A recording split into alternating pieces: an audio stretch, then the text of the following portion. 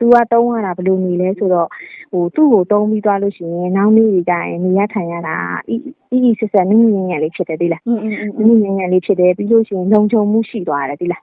ကျွန်တော်ကဆိုရင်ကိုတစ်ခါတလေအစင်မတည့်တဲ့အခါမျိုးတွေထိုင်ထားတာတော့လာဆိုရင်လေထွက်တယ်လေ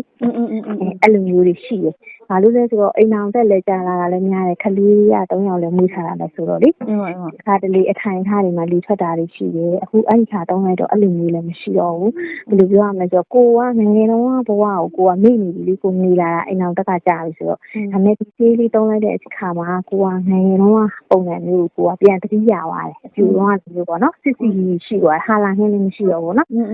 ဟာလာဟင်းလေးမရှိတော့စစ်စီရှိသွားတယ်နောက်ပြီးကြတော့ကိုကဒီဆေးတုံးထားပြီးသူ့ကိုကနည်းနည်းခက်မှန်းကြည့်ရတာပေါ့နော်သူလည်းအစင်ပြေတဲ့ပုံပေါက်တယ်အခုဒီဆေးတုံးပြီးတဲ့ခါကျတော့